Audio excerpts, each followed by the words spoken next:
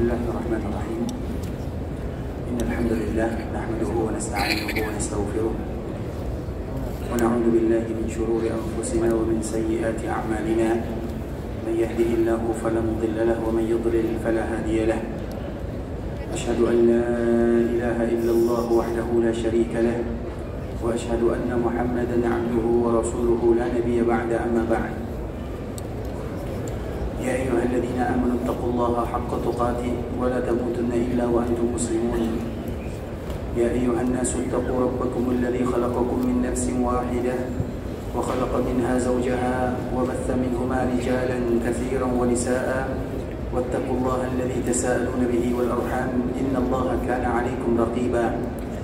يا أيها الذين آمنوا اتقوا الله وقولوا قولا سديدا يصلح لكم أعمالكم ويغفر لكم ذنوبكم ومن يطع الله ورسوله فقد فاز فوزا عظيما.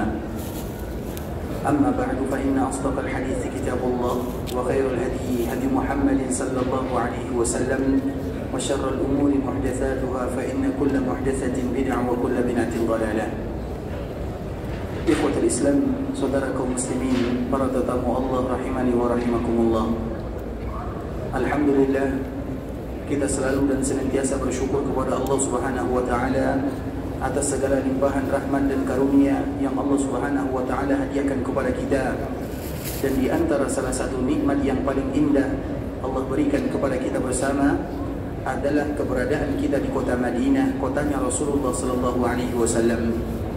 Dan di antara bentuk kita bersyukur kepada Allah Subhanahu wa taala dikala kita berada di kota Madinah adalah memanfaatkan semua waktu yang ada dalam rangka mendekatkan diri kepada Allah Subhanahu wa taala, maka baru kita akan disebut sebagai hamba yang bersyukur kepada Allah Subhanahu wa taala. Karena sesungguhnya sejatinya nikmat yang Allah Subhanahu wa taala berikan kepada hamba tujuannya tidak lain tidak bukan adalah mencari keridhaan Allah Subhanahu wa taala. Karena nikmat itu apabila disyukuri ikhwatul Islam, maka terdapat di dalam mensyukuri nikmat Allah Subhanahu wa taala dua kata.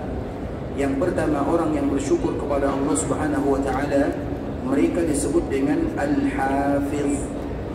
Al-Hafiz itu artinya adalah orang yang menjaga. Karena dengan bersyukur kepada Allah seolah-olah kita menjaga nikmat yang ada. Artinya semua nikmat kita tidak ingin hilang darinya. Artinya ketika Allah Subhanahu wa taala berikan kepada kita nikmat, kita ingin selalu diberikan nikmat tersebut oleh Allah Subhanahu wa taala dan tidak dicabut. Bagaimana salah satu menjaga nikmat adalah dengan bersyukur kepada Allah Subhanahu wa taala. Makanya orang yang bersyukur disebut dengan Al-Hafiz. Kemudian yang kedua, orang yang bersyukur kepada Allah Subhanahu wa taala disebut dengan Al-Janib. Al-Janib itu artinya adalah bermohon kepada Allah. Karena syukur itu artinya adalah permohonan kepada Allah untuk mendatangkan nikmat yang belum ada pada diri kita. Artinya untuk mendatangkan nikmat yang belum ada, maka salah satu caranya adalah bersyukur kepada Allah Subhanahu wa taala. Makanya ikhwatul Islam, orang yang ada di Madinah secara khusus atau orang yang ada di tanah haram secara umum, apa nikmat yang mereka inginkan dari Allah Subhanahu wa taala? Di antara salah satu nikmat yang mereka inginkan dari Allah Subhanahu wa taala adalah bagaimana mereka selalu terpanggil datang ke tanah haram Makkah dan Madinah. Maka itulah disebut dengan jalib, yaitu mendatangkan nikmat yang belum ada. Bagaimana caranya? Bagaimana kita senantiasa bersyukur dan bersyukur kepada Allah Subhanahu wa taala. Makanya dalam ibadah syukur merupakan ibadah yang sangat luar biasa dan di dalamnya terkandung makna yang sangat banyak sekali. Dan bagaimanapun ikhwatul Islam, seorang hamba dikala mereka bersyukur kepada Allah, maka seolah-olah mereka telah mengabdikan diri kepada Allah dan mereka telah mendatangkan manfaat untuk diri mereka sendiri. Kemudian salawat berikan salam semoga senantiasa tercurahkan buat junjungan alam Nabi kita yang mulia, uswah dan qudwah kita bersama, Muhammad bin Abdullah sallallahu alaihi wasallam. Rasulullah sallallahu alaihi wasallam adalah uswah dan qudwah bagi kita bersama. Rasulullah sallallahu alaihi wasallam adalah suri tauladan. Rasulullah sallallahu alaihi wasallam memiliki sifat yang sempurna dan Rasulullah sallallahu alaihi wasallam adalah makhluk yang paling dicintai oleh Allah Subhanahu wa taala. Di antara salah satu bentuk Allah Subhanahu wa taala mencintai Nabi dan mengagungkan Nabi sallallahu alaihi wasallam adalah ketika Allah Subhanahu wa taala memanggil Nabi sallallahu alaihi wasallam di dalam Al-Qur'an. Kalau seandainya kita perhatikan bagaimana Allah Subhanahu wa taala memanggil para nabi yang lainnya, maka Allah Subhanahu wa taala langsung menyebut namanya. Seperti misalnya Allah memanggil Nabi Adam, Allah mengatakan, "Ya Adam, uskun anta wa zawjukal jannah." Wahai Adam, tinggallah kamu bersama keluargamu di dalam surga. Kemudian Allah Subhanahu wa taala memanggil Nabi Nuh, "Ya Nuh, wahai Nuh, ihbit bisalam." Turunlah kamu dengan selamat. Ketika Allah Subhanahu wa taala memanggil Nabi Ibrahim, "Ya Ibrahim, qad saddaqta ru'ya." Wahai Ibrahim, engkau telah membenarkan mimpi.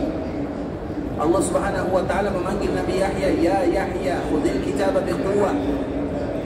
Ketika Allah memanggil Nabi Musa disebut dengan "Ya Musa, ya Isa bin Maryam."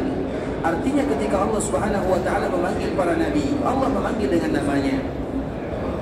Tapi ketika Allah Subhanahu wa taala memanggil Rasulullah sallallahu alaihi wasallam, maka Allah tidak pernah mengatakan di dalam kitabnya "Ya Muhammad."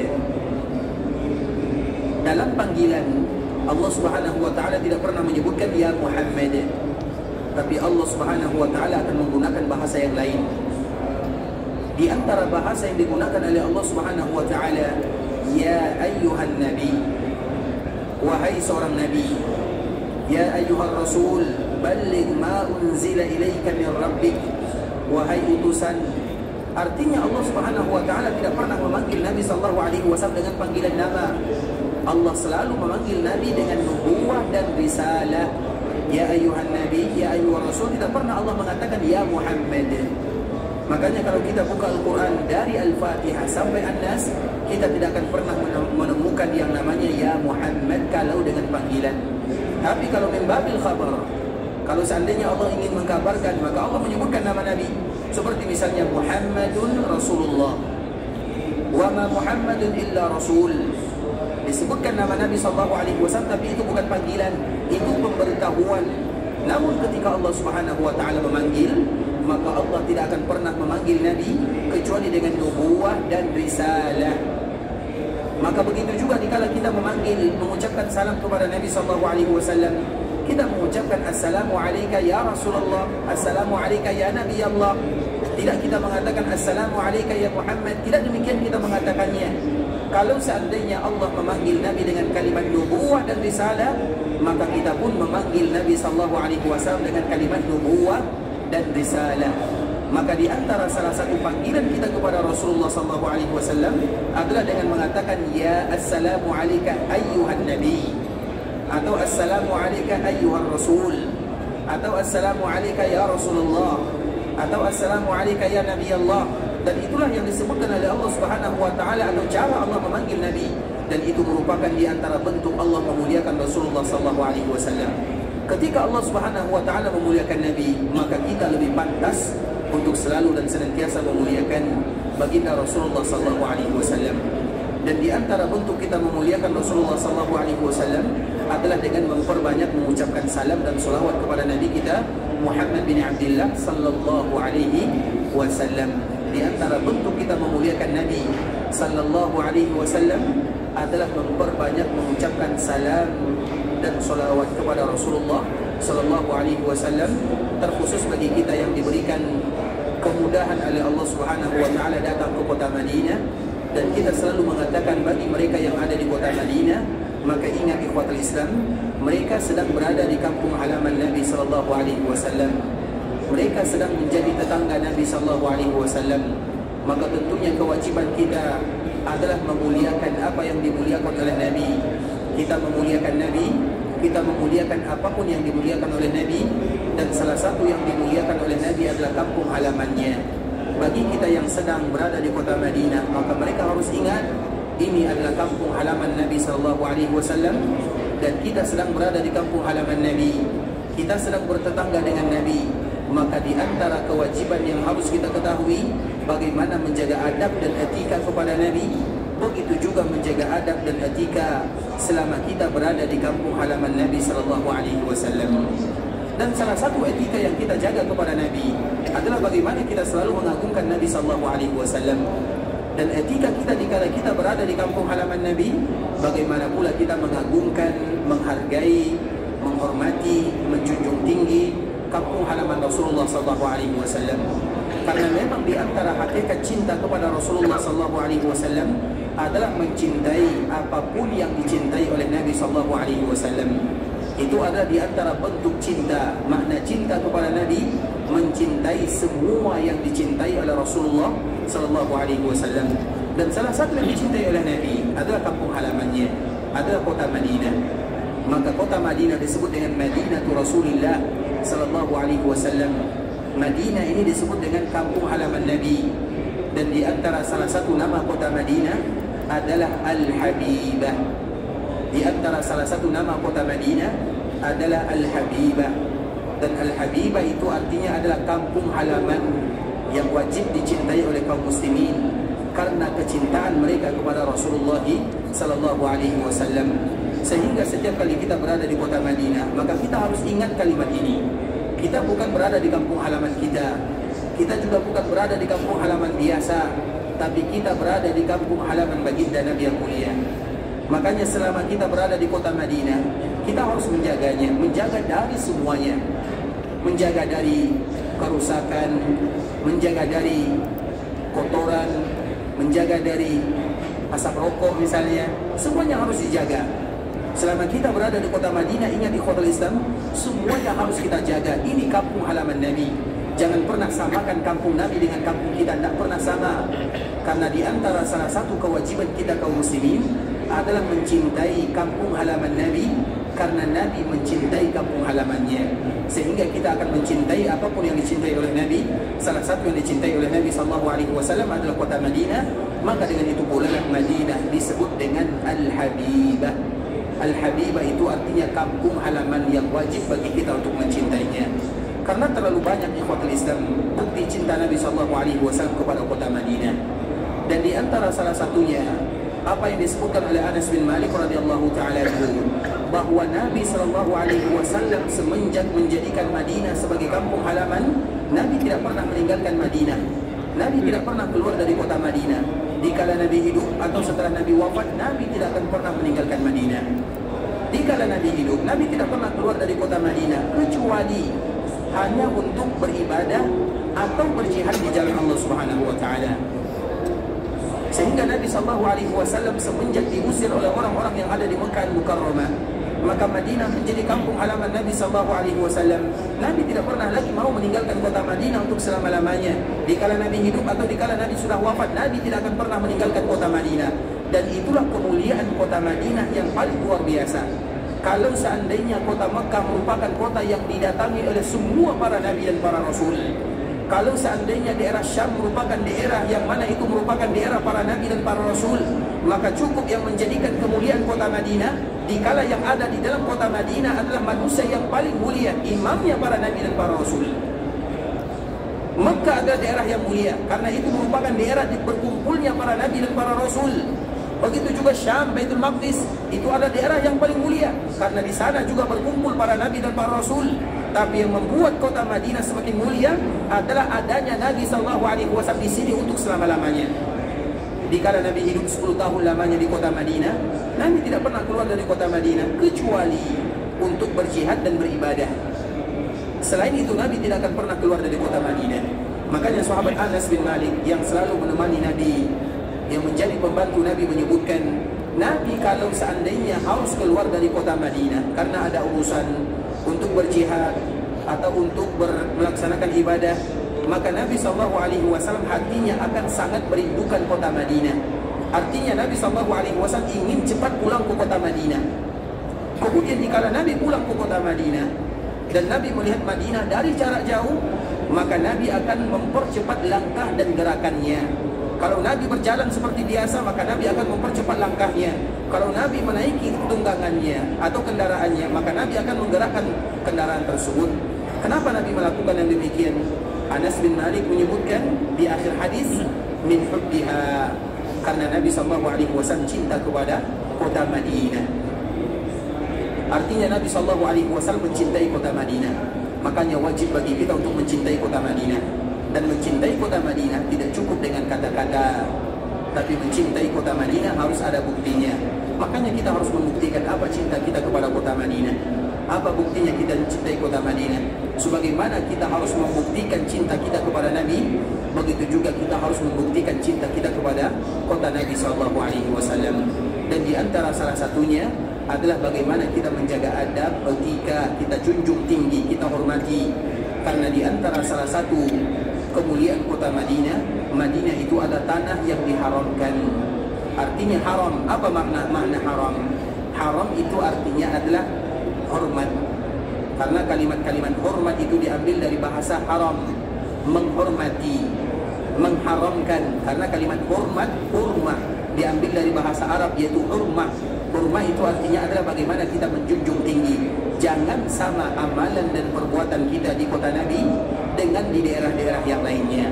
Sehingga selama kita berada di kota Nabi, kota Islam, maka hargai kota Nabi SAW. Jaga ibadah, jaga pandangan, jaga lisan, jaga mata, jaga kaki, jaga semuanya. Jangan pernah kita melakukan tindakan yang biasa kita lakukan selama kita berada di daerah yang bukan haram. Makanya selama kita berada di tanah haram ini, dan selalu kita memberikan contoh ikhwatul Islam, ketika kita berada di tanah haram, terkhusus dikala kita berada di kota Madinah, kalau bisa yang mubah-mubah saja atau yang mubah-mubah pun kita berusaha untuk menghindarinya. Dan kita selalu memberikan contoh ikhwatul Islam seperti misalnya, ketika kita berada di kota Madinah, maka mungkin bagi kita untuk pergi atau ingin misalnya santai sambil menonton televisi misalnya. Menonton televisi apa hukumnya? Secara hukum asal itu adalah perkara yang mubah, tidak dianjurkan dan tidak pula dilarang, mubah selama yang ditonton itu adalah perkara-perkara yang mubah. Sehingga dikala kita melakukan di kota Madinah, sebenarnya itu adalah perkara yang mubah. Tapi pertanyaannya, apakah mungkin atau apakah pantas kita melakukan yang demikian selama kita berada di tanah haram Madinah atau berada di tanah haram Makkah? Apakah kita mengeluarkan uang yang begitu banyak, perjalanan yang begitu melelahkan, kita meninggalkan semuanya, meninggalkan pekerjaan, meninggalkan orang tua, meninggalkan anak istri, jauh-jauh datang kita ke tanah haram, kemudian kita santai di kamar sampai menonton televisi misalnya? Apakah itu akan kita lakukan? Tidak jawabannya. Artinya menonton itu ikhwatul Islam, terutama perkara-perkara yang mubah, tidak menjadi masalah. Tapi apakah pantas kita lakukan dikala kita berada di kota Madinah? Maka jawabannya tidak pantas. Kalau seandainya perkara yang mubah tidak pantas kita lakukan, dianjurkan bagi kita meninggalkannya, bagaimana dengan perkara yang makruh? Apalagi perkara-perkara yang haram, maka tinggalkan itu semua. Karena kita datang ke sini untuk mencari ampunan Allah Subhanahu wa taala, bukan hanya sekedar datang kemudian kita duduk. Tidak, tujuan kita adalah untuk mencari ampunan Allah. Tidak ada satupun ibadah yang kita lakukan di sini kecuali mendatangkan keridhaan Allah Subhanahu wa taala.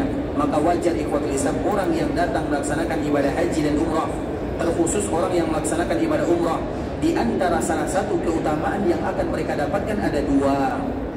Minimal mereka mendapatkan dua. Yang pertama, akan diampunkan dosa-dosanya oleh Allah Subhanahu wa taala. Kenapa dosa mereka diampunkan oleh Allah? Karena terlalu banyak ibadah yang bisa mendatangkan pahala. Apapun ibadah yang kita lakukan, pahalanya bukan satu atau dua, berlipat ganda pahalanya. Karena tidak mungkin ibadah yang kita lakukan di tanah haram sama dengan ibadah yang kita lakukan di tanah halal, tidak mungkin. Sehingga apapun ibadah yang kita lakukan, maka akan diberikan pahala yang luar biasa oleh Allah Azza wa Jalla. Sehingga orang yang datang melaksanakan ibadah umrah, wajar kalau seandainya Allah Subhanahu wa taala ampunkan dosanya. Mengapa demikian? Karena terlalu banyak ladang pahala yang bisa memberikan kepada mereka pahala dan menutup dosa-dosa mereka semuanya. Makanya orang yang datang melaksanakan ibadah umrah, di antara salah satu bonusnya, Allah hilangkan dosa dari dirinya. Kemudian apalagi bonus yang kedua, Allah hilangkan kefakiran dari dirinya. Artinya mereka tidak akan miskin dengan beribadah kepada Allah Subhanahu wa taala. Kenapa demikian ikhwatul Islam? Karena ini merupakan tarbiyah, di mana kita ditarbiyah oleh Allah Subhanahu wa taala dan juga oleh Rasulullah sallallahu alaihi wasallam untuk mendekatkan diri kepada Allah dengan ibadah-ibadah. Makanya dikala kita berada di sini, tujuan kita adalah berlomba beribadah, bukan berlomba melakukan kegiatan-kegiatan yang lainnya. Apapun kegiatan yang bisa menghalangi kita untuk beribadah di tanah haram Makkah Madinah, maka kita undur. Tidak ada satupun rangkaian ibadah. Kalau hanya sekedar pergi jalan-jalan saja ikhwatul Islam, maka tunggu dulu. Karena Makkah dan Madinah ini adalah nikmat yang harus kita syukuri, dan di antara bentuk kita bersyukur kepadanya memanfaatkan semua waktu yang ada dalam rangka beribadah kepada Allah. Maka jangan pernah ada kaum muslimin ketika mereka datang ke tanah haram Makkah Madinah kecuali tujuannya adalah untuk beribadah, bukan untuk sekedar pergi berjalan-jalan sahaja. Kemudian ikhwatul Islam, di antara salah satu ibadah yang paling mulia, terkhusus dikala kita berada di tanah haram Makkah dan Madinah, adalah melaksanakan ibadah salat. Dan salah satunya adalah melaksanakan ibadah salat di dalam Masjid Rasulullah SAW. Melaksanakan ibadah salat di dalam Masjid Nabawi, ikhwatul Islam, di bagian manapun di dalam Masjid Nabawi, maka itu hukumnya sama. Kita ulang lagi ikhwatul Islam, melaksanakan ibadah salat di dalam Masjid Nabawi di bagian manapun, maka secara hukum asal itu sama pahalanya. Yang membezakan pahalanya mungkin saf yang pertama, saf yang kedua, saf yang ketiga, tapi secara umum maka pahalanya sama. Tapi yang membuat berbeza itu ikhwatul Islam adalah usaha mereka untuk beribadah kepada Allah Subhanahu wa taala. Makanya kaidah disebutkan oleh para ulama, seorang yang beribadah kepada Allah kemudian mereka mendapatkan tingkat kesulitan. Artinya misalnya ada orang yang salat, kebetulan tempat tinggal mereka jauh. Semakin jauh tempat tinggal mereka, maka berarti mereka merasakan kesulitan datang ke dalam Masjid Nabawi. Mereka harus berjalan, ada yang 500 meter, ada yang 1 kilo misalnya. Ketahuilah ikhwatul Islam, di antara salah satu kaidah umum disebutkan oleh para ulama, al-ajru biqadri masyaqqah. Sesungguhnya pahala akan diberikan oleh Allah Subhanahu wa taala sesuai dengan tingkat kesulitan yang kita rasakan. Semakin sulit kita beribadah, maka semakin besar pahala yang akan kita dapatkan. Nah, begitu juga salat di dalam Masjid Nabawi. Secara hukum asal, salat di Masjid Nabawi itu semua pahalanya sama. Mau itu di dalam Raudhah, mau itu di Masjid Nabi, mau itu masjid yang dibangun oleh Nabi, atau masjid yang diperluas oleh Umar bin Khattab, atau yang diperluas oleh Utsman, atau masjid lama, atau masjid sekarang, semuanya sama. Tapi yang membuat berbeza itu adalah tingkat kesulitannya. Makanya kenapa orang yang ada di Raudhah mereka mendapatkan pahala yang luar biasa? Karena mendapatkan Raudhah itu tidak mudah. Tidak sama dengan kita beribadah di dalam masjid yang lainnya. Misalnya ke Raudhah, itu pun 1 kali dalam 1 perjalanan. Kami juga mendengarkan berita 1 kali dalam 1 tahun. Kalau Masjid Nabawi, setiap kali kita salat di sini. Tapi kalau di Raudhah, maka itu sulit sekali bagi kita untuk mendapatkannya. Dan kalaupun kita mendapatkan kesempatan di dalamnya, itu pun hanya 10 menit saja.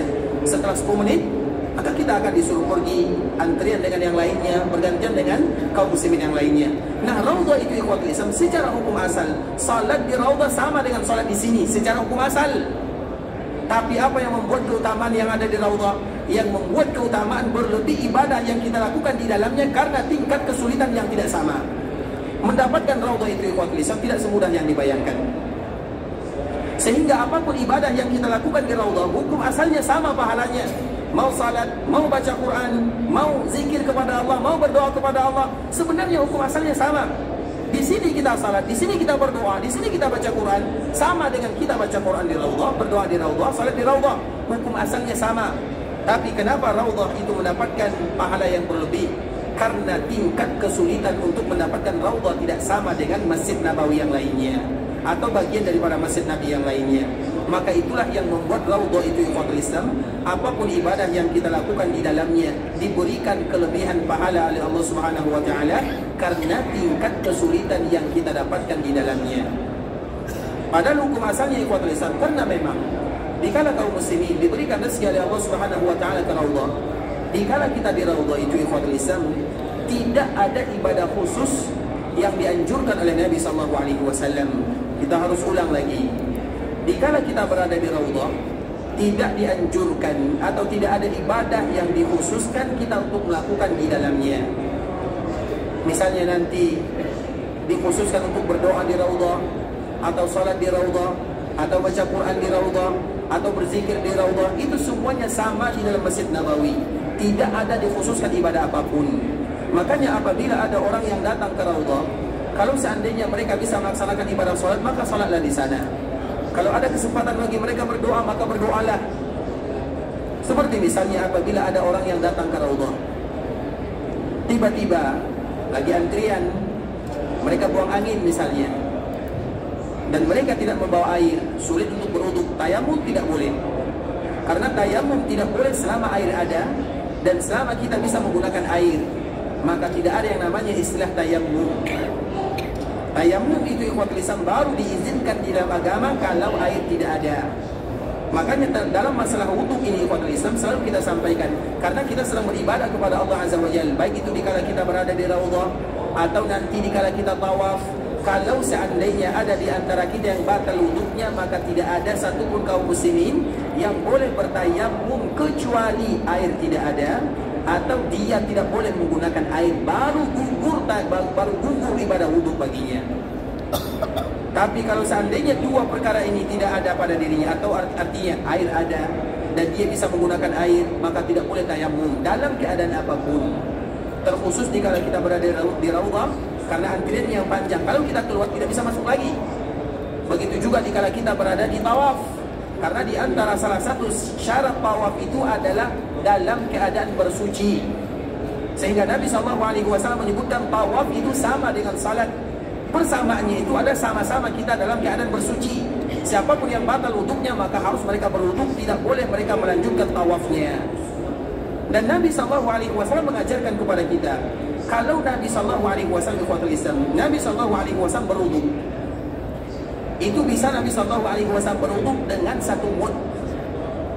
Wuduk Nabi SAW itu satu mud. Satu mud itu berapa? Ini dia. Kita ambil air, kemudian kita letakkan di tangan. Inilah namanya satu mud. Dan itulah wuduk Nabi SAW. Kira-kira satu mud ini sampai tidak satu gelas? Setengah gelas mungkin tidak sampai. Tapi begitulah wuduk Nabi SAW. Dan itu sempurna wuduk Nabi. Kalau kita satu mud kumur-kumur saja tidak cukup. Satu mud kumur-kumur saja tidak cukup. Tapi Nabi SAW satu mud berwuduk. Dan kalau Nabi mandi janabah, disebutkan oleh sahabat yang meriwayatkannya, Nabi mandi janabah satu sa' dan lebih sedikit. Satu sa' itu berapa? 4 mud. Berarti 2 gelas lah. Itu untuk mandi janabah. Kalau kita cukup, satu ember pun tidak cukup. Artinya ikhwatul Islam, Nabi SAW ini mengajarkan umatnya bahwa ternyata dalam beribadah itu tidak sulit. Makanya sekarang ada cara bagi kaum muslimin, dikala mereka berwuduk ada yang namanya spray, mereka menggunakannya. Nah, bagi kita yang misalnya terutama waktu-waktu yang dianjurkan bagi kita bersuci, maka jaga wudhunya. Seperti misalnya antrian ke raudhah. Nah, kalau seandainya lagi antrian ke raudhah tiba-tiba batal wudhunya, maka sampai di raudhah jangan ada di antara kita yang tayamum dan jangan salat. Tapi apa yang harus dia lakukan? Lakukan ibadah yang lainnya. Maka itulah maknanya ikhwatul Islam, dikala kita berada di raudhah tidak ada ibadah yang dikhususkan. Artinya apa? Apapun ibadah yang Allah mudahkan bagi kita lakukan di dalamnya, lakukanlah. Apapun ibadah yang mudah bagi kita bisa melakukan di dalam raudhah, maka lakukanlah. Misalnya kita mudah untuk salat, lakukan salat. Mudah bagi kita berdoa, maka berdoalah. Mudah bagi kita untuk berzikir, maka berzikirlah. Mudah bagi kita baca Quran, maka baca Quranlah. Makanya keutamaan raudhah tidak lebih daripada hadis-hadis yang kita bacakan, tidak ada yang lain. Apakah pernah ada di antara kita mendengarkan bahwa orang yang salat di raudhah keutamaannya lebih dari segini-segini, kata Nabi SAW? Tidak pernah disebutkan oleh Nabi. Atau misalnya apabila ada orang yang berdoa di raudhah, coba sekarang misalnya saya tanya, siapa di antara kita yang pernah mendengarkan hadis Nabi? Siapapun yang berdoa di raudhah pasti dikabulkan oleh Allah Subhanahu wa taala. Siapa yang tahu hadisnya? Atau pernah tidak kita mendengarkan hadis ini? Ada atau tidak? Yang palsu pun tidak ada. Apalagi yang hasan atau lagi yang sahih. Bisa dipahami? Artinya ikhwatul Islam, di raudhah itu Nabi SAW tidak mengekang kita dengan satu ibadah. Artinya apapun ibadah yang kita lakukan di dalamnya silahkan. Allah mudahkan kita berdoa, alhamdulillah. Dimudahkan bagi kita salat, memperbanyak salat, alhamdulillah. Yang tidak boleh itu jangan tidur di raudhah. Itu saja yang tidak boleh. Karena biasanya ikhwatul Islam, ada sebahagian kaum muslimin diberikan kemudahan masuk ke raudhah, kemudian dia duduk sambil memejamkan mata, kemudian dia mengatakan Allahu Akbar, datang malaikat bertemu denganku. Itu yang tidak boleh ikhwatul Islam. Makanya dikala kita berada di raudhah, terutama waktu-waktu kita yang tidak terlalu banyak, sekarang 10 menit, mungkin paling banyak maksimal 15 menit, kecuali di waktu-waktu salat, maka manfaatkanlah untuk melakukan semua ibadah yang bisa kita lakukan. Dan memang ibadah yang paling mulia yang dianjurkan bagi kita melakukannya adalah ibadah salat. Tapi kalau seandainya kita tidak bisa melaksanakan ibadah salat, maka lakukan ibadah yang lainnya. Kenapa kita mengatakan yang demikian, ikhwatul Islam? Karena kalau seandainya kita mengkhususkan satu ibadah di dalam raudhah, kemudian tiba-tiba kita tidak bisa melakukan ibadah tersebut, maka kita pun akan kesal di dalamnya. Kita merasa tidak sempurna ibadah yang kita lakukan. Maka itulah maknanya kenapa kita mengatakan tidak ada ibadah khusus. Karena nanti kalau ada ibadah khusus, misalnya dikhususkan bagi kita salat di raudhah, tiba-tiba ada orang yang masuk raudhah, kemudian dia tidak bisa salat di sana, seperti orang yang batal wudhunya, maka dia akan marah, dia kesal, dan dia akan marah-marah. Ada sesuatu yang tidak sempurna. Kenapa demikian? Karena keyakinannya, karena wajib hukumnya salat di dalam raudhah. Tidak demikian. Makanya di raudhah, apapun ibadah yang bisa kita lakukan di dalamnya, lakukanlah. Tidak ada satupun ibadah yang dikhususkan kecuali satu. Dan kami selalu mengulang kalimat ini, kecuali satu. Karena di dalam raudhah itu, ikhwatul Islam, ada tiang-tiang yang dikhususkan. Nabi SAW dulu di raudhah selalu menjadikan tiang ada berbagai macam kegunaannya. Ada tiang untuk Nabi SAW bercerita dengan keluarganya. Ada tiang di mana Nabi duduk dengan para sahabatnya. Ada tiang di mana Nabi SAW menunggu tamu di sana. Artinya ada tempat-tempat tertentu yang dijadikan oleh Nabi SAW selama berada di raudhah. Dan salah satu tiang yang ada di dalamnya adalah tiang Aisyah. Ada yang menyebutkan tiang Abdullah bin Abbas.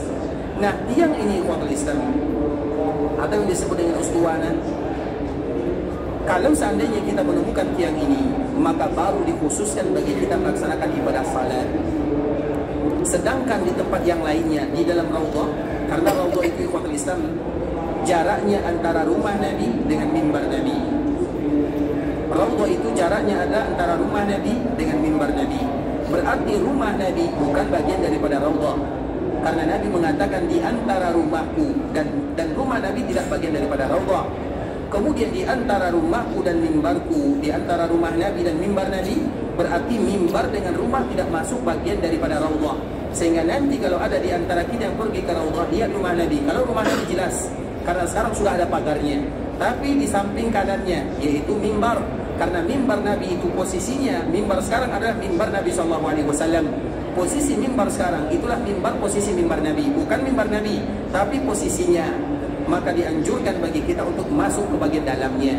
Karena di antara mimbarku, di antara rumahku dan mimbarku.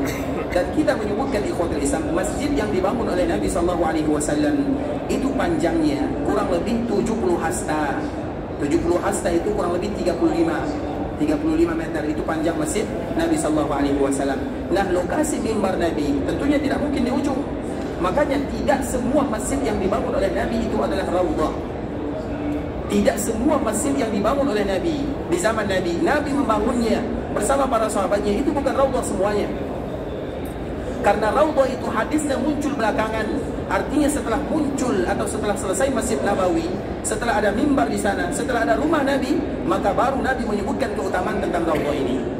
Sehingga tidak semua masjid yang dibangun oleh Nabi itu adalah bagian daripada raudhah, tapi raudhah itu ada bagian daripada masjid yang dibangun oleh Nabi SAW. Makanya Nabi menyebutkan di antara rumahku dan mimbarku. Berarti mimbar tidak masuk, rumah tidak masuk. Dan mimbar Nabi dikala diletakkan di dalam masjid, biasanya mimbar itu diletakkan di bagian tengah. Makanya tidak mungkin semua Masjid Nabawi yang panjangnya 35 itu adalah raudhah, tidak mungkin. Jadi raudhah itu ikhwatul Islam, maka di sinilah para ulama meletakkan di mana posisi mimbar Nabi SAW. Maka Imam As-Samhudi dia menyebutkan bahwa mimbar Nabi itu dia lebih kepada ke arah kiri Masjid Nabawi atau ke arah kanan Masjid Nabawi. Jadi mimbar Nabi itu tidak berada di tengah-tengah masjid, tapi lebih kepada bagian kanan Masjid Nabawi. Sehingga dari sinilah ditarik oleh para ulama bahwa raudhah itu panjangnya hanya 25 atau 26 sahaja. Raudhah itu ikhwatul Islam panjangnya hanya kurang lebih 25 atau 26 sahaja. Maka kita ukur kira-kira 25 meter atau 26. Dari mana jaraknya? Dari rumah Nabi sampai ke mimbar Nabi, maka itu semuanya disebut dengan raudhah, itu panjangnya. Sedangkan lebarnya ikhwatul Islam, lebarnya hanya kurang lebih 30 hasta. 30 hasta itu kurang lebih 15 meter sahaja. Itu adalah bagian daripada raudhah. Dan itulah yang disebutkan oleh Nabi SAW, di antara rumahku dan mimbarku adalah taman di antara taman-taman surga. Kemudian Raudhah itu ikhwatul Islam, tidak ada ibadah yang dikhususkan di dalamnya kecuali sebagaimana tiang yang tadi kita sebutkan disebut dengan ustuwana. Kalau kita menemukan tiang tersebut baru dikhususkan bagi kita melaksanakan ibadah salat. Karena ibadah itu ikhwatul Islam, ibadah apabila umum sifatnya jangan dikhususkan. Ibadah khusus jangan diumumkan, itu kaedahnya. Kita ulang lagi ikhwatul Islam, ibadah yang khusus kita khususkan, ibadah yang umum kita umumkan. Tidak boleh bagi kita mengumumkan ibadah yang khusus atau mengkhususkan ibadah yang umum. Seperti misalnya ketika kita setelah sholat fardu, kemudian mana yang lebih bagus setelah sholat fardu, baca Quran atau istighfar? Mana yang bagus? Mana yang bagus? Istighfar. Istighfar. Kenapa istighfar? Karena dikhususkan oleh Nabi SAW. Makanya bagi mereka yang setelah sholat fardu ikhwatul Islam jangan buka mushaf. Bukan berarti mereka tidak boleh buka mushaf, tapi waktu itu mereka tidak boleh membuka mushaf karena ada ibadah yang lebih utama daripada mushaf tersebut, yaitu kalimat astagfirullah, astagfirullah, astagfirullah. Kemudian itu pun, misalnya ada orang yang beristighfar setelah sholat, dia beristighfar kepada Allah, astagfirullah, astagfirullah, astagfirullah, astagfirullah 10 kali. Boleh atau tidak? Boleh atau tidak? Tidak. 10 kali boleh atau tidak? Tidak. Boleh atau tidak? Tidak. Boleh atau tidak? Tidak. Baik. Yang mengatakan boleh apa alasannya? Itu saja. Tidak menjadi masalah. Tidak ada larangan. Di dalam ibadah kita tidak boleh bertanya mana larangannya, tapi mana perintahnya. Baik, mana perintahnya? Tak ada. Baik, Masya Allah, barakallahu fiik. Bisa di syakarallahu lakum ikhwatul Islam. Ikhwatul Islam, itulah namanya ibadah khusus, ibadah umum. Setelah salat kita dianjurkan, Nabi mengatakan baca istighfar 3 kali.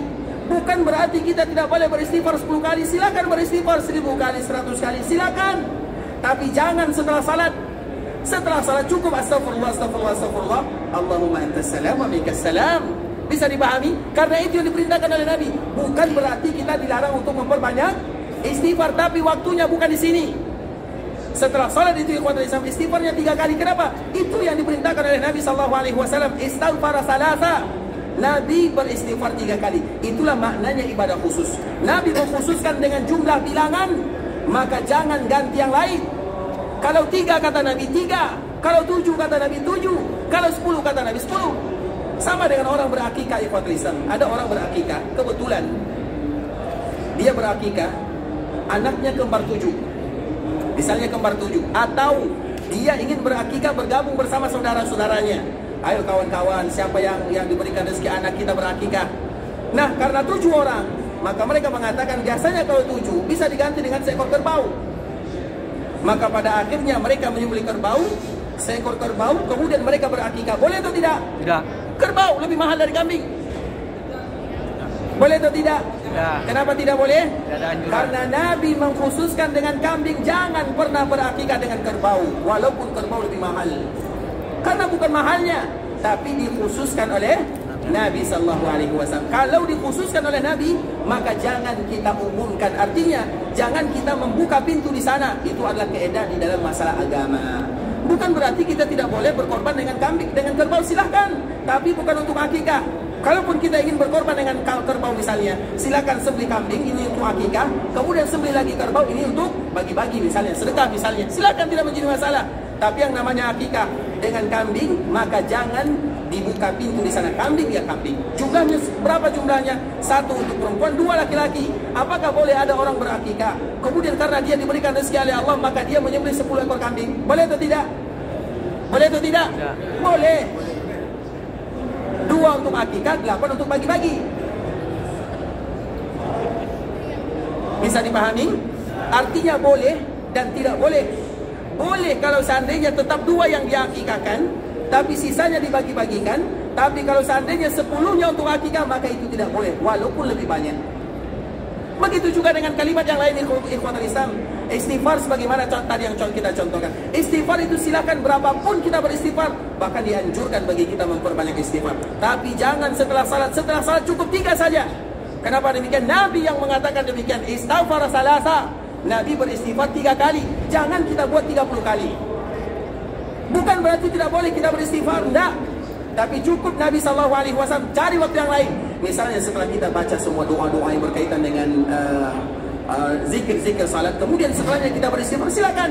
Maka jangan kita menutup diri. Mau beristighfar 10, 100, 200, semakin banyak tentunya semakin dianjurkan dan semakin bagus. Tapi Nabi SAW hanya menganjurkan kepada kita beristighfar dalam satu hari itu adalah 100 kali. Sebagaimana yang dilakukan oleh Nabi SAW, karena Nabi kadang-kadang beristighfar 70 kali dan kadang-kadang Nabi SAW beristighfar 100 kali. Tapi itu rutin dilakukan oleh Nabi SAW. Paham sampai di situ ya? Maka itulah makna kaidah di dalam agama itu ikhwatul Islam. Kalau yang khusus kita khususkan. Misalnya banyak sekali ibadah-ibadah yang dikhususkan oleh Nabi SAW, maka kita akan mengkhususkan ibadah tersebut. Tapi kalau ada ibadah yang diumumkan oleh Nabi, artinya yang tidak diikat dengan ikatan, maka silakan. Seperti misalnya, contoh misalnya, setelah sholat asar, ini selalu kita berikan contoh. Setelah sholat asar, mana yang lebih bagus antara baca Quran dengan sholat? Baca Quran. Setelah sholat asar, Baca Quran. Baca Quran. yang paling bagus waktunya pada waktu itu adalah baca Al-Quran. Kenapa tidak salat? Kalau kita salat misalnya, bagaimana dengan Al-Quran? Tidak ada contoh. Bukan tidak ada contoh. Dia keluar dari Masjid Nabawi, kemudian dia masuk lagi, dia tentunya akan salat. Iya atau tidak? Karena salat tahiyat. Tapi misalnya dia ingin memperbanyak salat atau memperbanyak baca Quran, maka jawabannya adalah memperbanyak membaca Al-Quran. Kenapa demikian? Itu waktunya. Begitulah ibadah ikhwatul Islam. Likulli maqalin maqam wa likulli maqamin maqal. Setiap ibadah itu ada kedudukan masing-masing. Bukan kita dilarang baca Quran, bukan kita dilarang salat, tidak. Tapi waktunya harus kita lihat. Itulah yang namanya dikhususkan oleh Nabi dan diumumkan oleh Nabi SAW. Dan itu banyak sekali di dalam masalah agama ikhwatul Islam. Makanya di dalam masalah kita beragama, di dalam masalah agama ini, kita harus membiasakan yang demikian. Contoh misalnya, di zaman Imam Malik rahimahullahu ta'ala, kita tahu di antara salah satu keutamaan kota Madinah, salah satu keutamaan kota Madinah adalah kota yang paling jauh miqatnya. Di antara salah satu keutamaan kota Madinah adalah kota yang paling jauh miqatnya. Artinya semakin jauh miqatnya, semakin banyak pahalanya. Karena semakin banyak kita akan mengucapkan labbaik Allahumma labbaik. Sedangkan miqat yang lainnya mungkin 100 kilo, 150. Kalau Madinah berapa jauh miqatnya? 400 sampai 450. Itu adalah miqat yang terpanjang. Kemudian ikhwatul Islam, mana yang lebih mulia? Tanah tempat Nabi SAW membangun rumahnya, yang Nabi berdiam di sana, atau tanah miqat, mana yang paling mulia? Nabi. Tanahnya mana yang paling mulia? Ya, Nabi. Tanah yang dibangun rumah. Nah, tentunya jawabannya adalah tanah tempat tinggal Nabi SAW. Miqat itu ikhwatul Islam dulu adalah lembah, tidak ada masjid di sana. Dan kewajiban kita di miqat, makanya kalau kita sampai di miqat, boleh tidak kita tidak turun di sana? Sampai di miqat, kita duduk saja di mobil, kemudian kita berangkat. Boleh atau tidak? Boleh atau tidak? Betul boleh nih. Berarti nanti di miqat nggak usah turun ya? Allah. Hah? Apakah afdal turun atau tidak turun? Turun. Ini bukan masalah afdal. Ini bukan masalah afdal. Karena kalau kita mengatakan afdal turun, mana buktinya?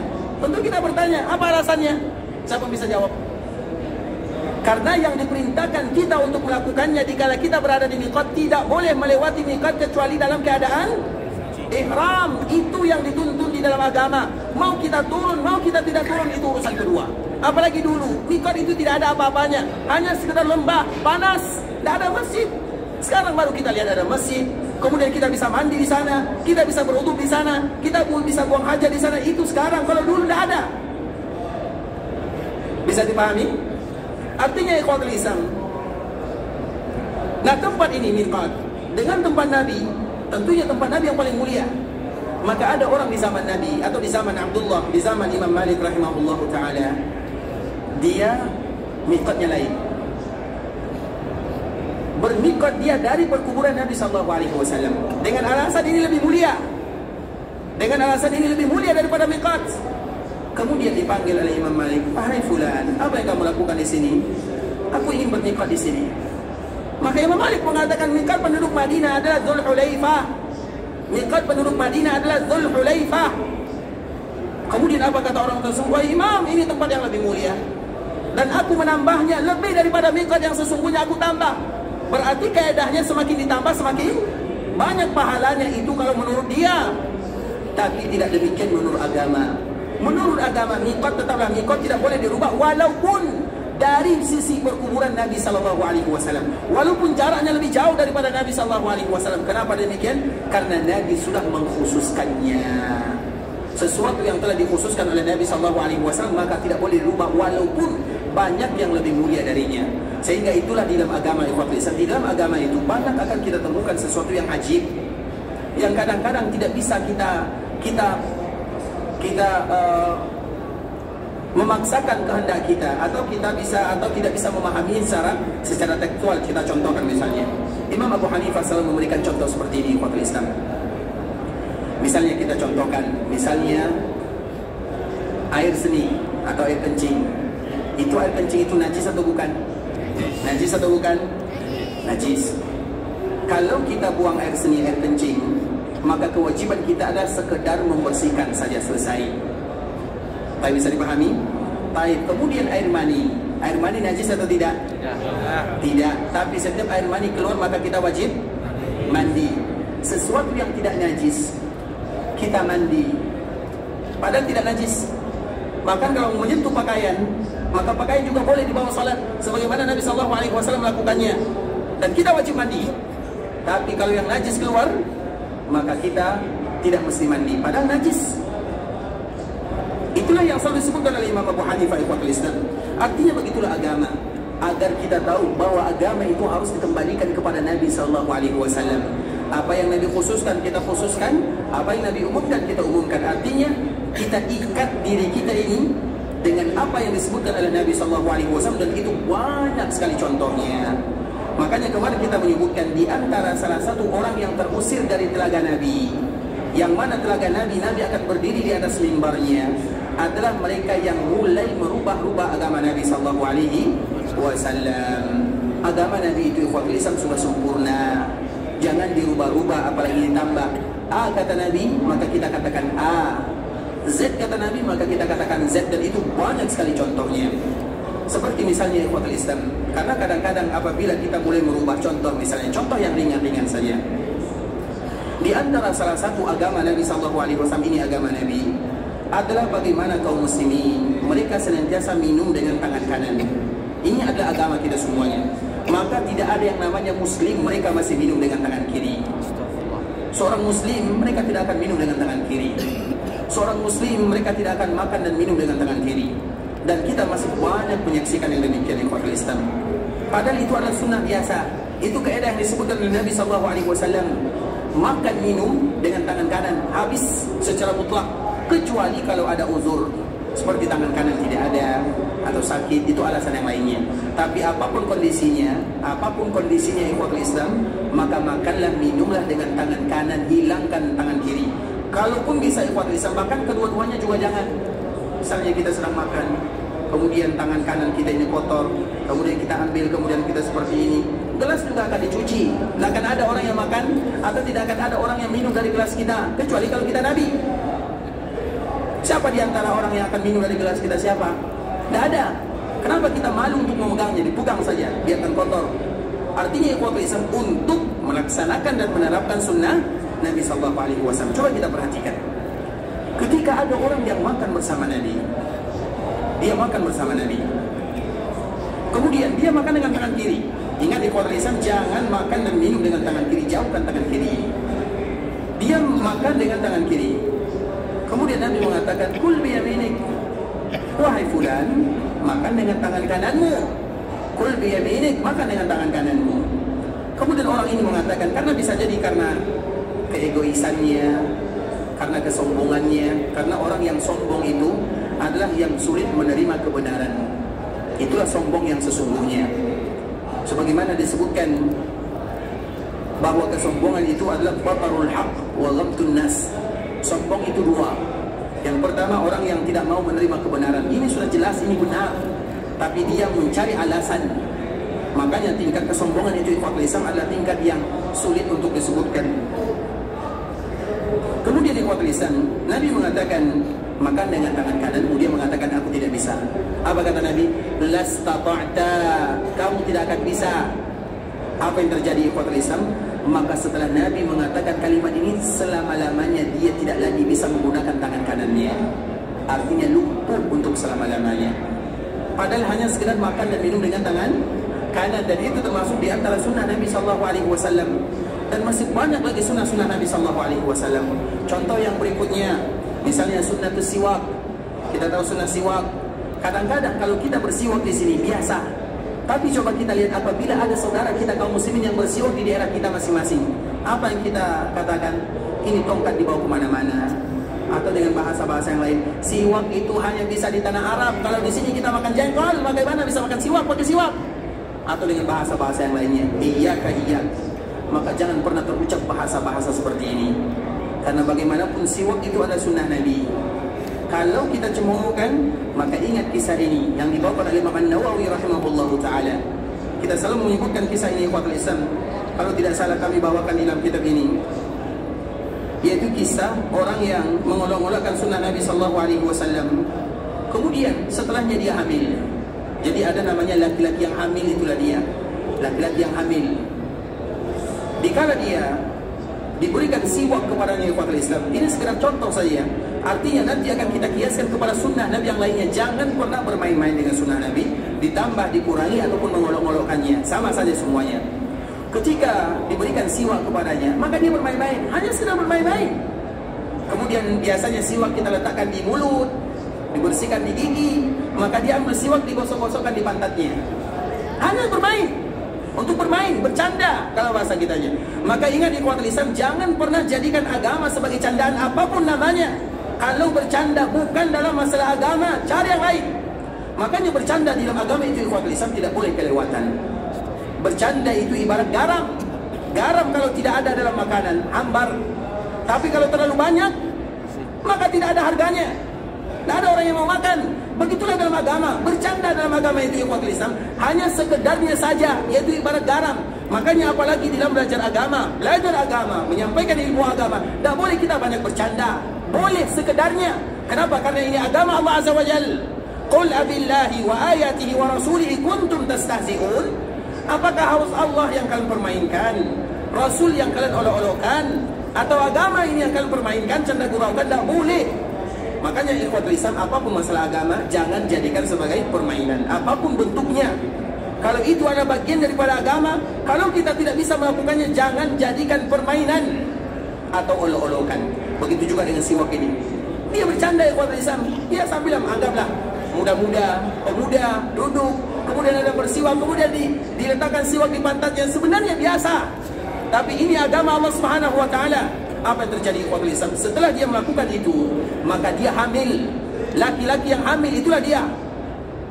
Makanya kalau ada yang bertanya, apakah ada laki-laki yang hamil? Ada. Ini dia. Tapi apa yang ada dalam isi perutnya? Yaitu hewan. Hewan ini ikhwatul Islam, ekornya seperti ekor tikus, mulutnya seperti ikan yang banyak taringnya. Dikala hewan ini ada di dalam perutnya, maka tentunya hewan ini hidup. Digigitnya semua yang ada di dalam perutnya, habis isi perutnya, ususnya, jantungnya, lambungnya. Bagaimana dia hidup? Kemudian ikhwatul Islam, 3 hari dia kesakitan, pada akhirnya keluarlah. Semua orang melihat bagaimana hewan ini keluar.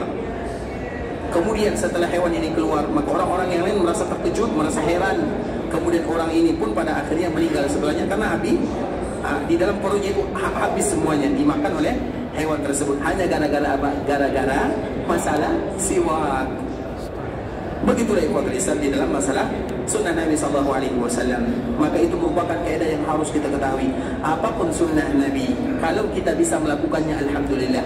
Tapi kalau belum bisa, jangan diketawakan saudara-saudara kita yang melakukan. Seperti misalnya cadar misalnya.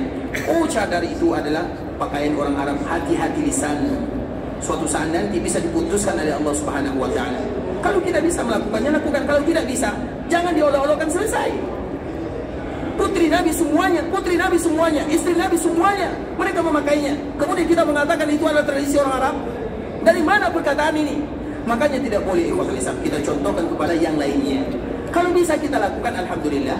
Kalau kita mengatakan tidak wajib, Ustaz, juga tidak menjadi masalah. Tidak ada masalahnya. Yang mengatakan wajib silakan, yang mengatakan sunnah silakan. Tapi ingat, jangan pernah diolok-olokkan mereka yang melakukannya. Kisahkan atau kiaskan kepada yang lainnya. Begitulah cara kita mengagungkan Nabi SAW. Makanya ikhwatul Islam, salah satunya adalah orang-orang yang diusir dari telaga Nabi adalah mereka yang merubah-rubah agama Nabi SAW, atau mereka yang mengolok-olok agama Nabi SAW. Agama bukan untuk dipermainkan, agama untuk diamalkan. Makanya banyak contohnya ikhwatul Islam, terlalu banyak. Oleh karenanya kita selalu mengingatkan kepada kaum muslimin bahwa kenapa kita dianjurkan wajib untuk mempelajari Nabi SAW, kehidupan Nabi, agar kita semakin cinta kepada Nabi. Karena dengan kita belajar sejarah Nabi, berarti kita sama saja belajar agama Nabi SAW. Kenapa kaum muslimin kadang-kadang banyak di antara mereka yang jauh dari agama? Karena mereka tidak tahu tentang Nabinya. Makanya belajar sejarah Nabi itu ikhwatul Islam, masuk semuanya di dalam, terkhusus tentang agama yang dibawa oleh Nabi. Karena banyak keedah-keedah yang disebut oleh Nabi SAW dalam masalah agama tersebut terlalu banyak. Misalnya ada ikhwatul Islam, di antara salah satu yang disebutkan oleh Nabi SAW masih dalam cerita tentang agama yang disebutkan oleh Nabi SAW, seperti misalnya hadis Nabi SAW, siapa di antara kalian yang bangun dari tidurnya, kalau dia bangun tidur, maka di antara sunnahnya sunnah, kalau dia lakukan alhamdulillah, kalau dia tidak sanggup melakukannya karena lupa atau karena alasan yang lainnya, itulah yang ceritanya. Kalau kalian tidur, maka yang pertama kali harus kalian lakukan adalah membersihkan tangan. Jangan lakukan yang lain. Bukan membersihkan muka, tapi membersihkan tangan.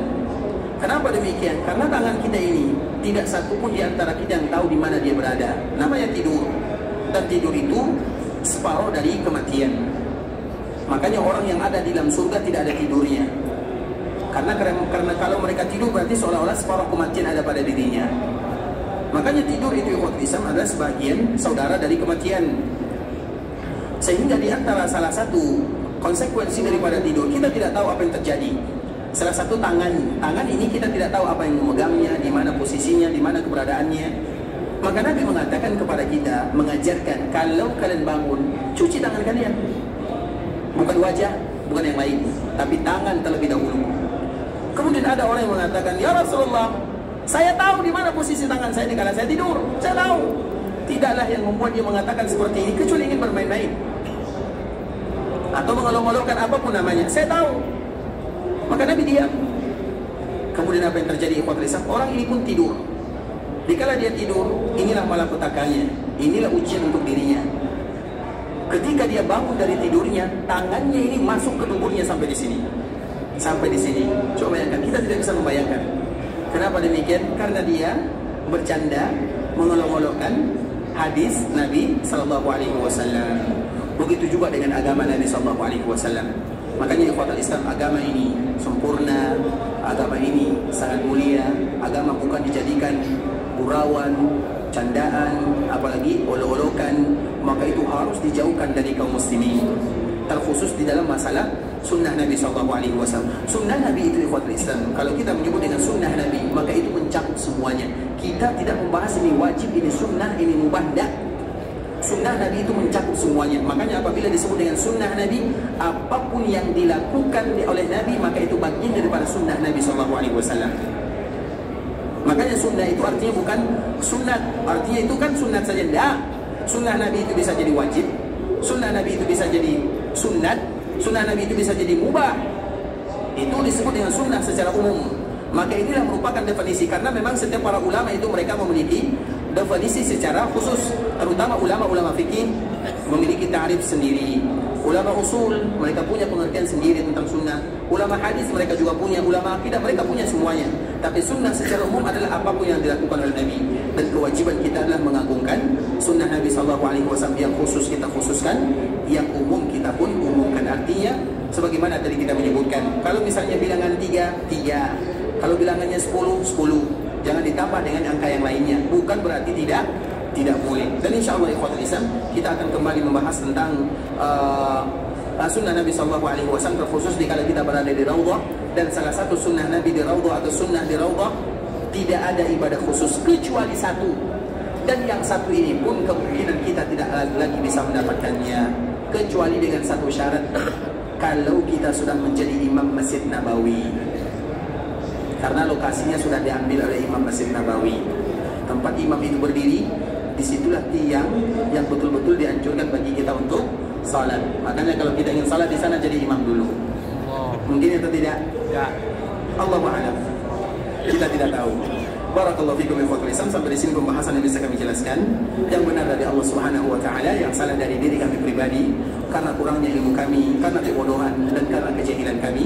Kami mohon dimaafkan kalau ada kata-kata yang salah, kalimat-kalimat yang kurang tepat, bahasa-bahasa yang kurang bagus, penyampaian yang kurang berkenan, maka kami mohon dimaafkan. Dan kita selalu berharap kepada Allah Subhanahu wa taala agar kita yang berkumpul di dalam Masjid Nabawi ini betul-betul nanti dikumpulkan oleh Allah Subhanahu wa taala bersama Nabi di dalam surga untuk selama-lamanya.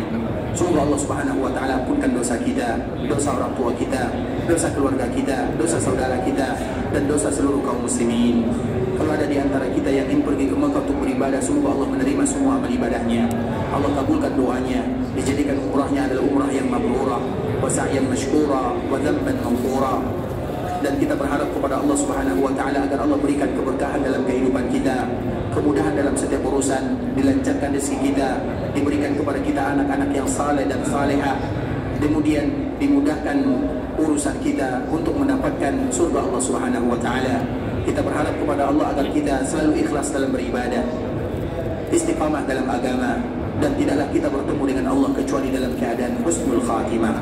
Kita tutup dengan doa kafaratul majlis. Subhanakallahumma bihamdika asyhadu an la ilaha illa anta astaghfiruka wa atubu ilaik. Wa sallallahu wa sallim ala nabiyyina wa habibina wa khalilina wa sayyidina Muhammadin wa ala alihi wa sahbihi wa sallam tasliman katsiran. Assalamualaikum warahmatullahi wabarakatuh. Waalaikumsalam.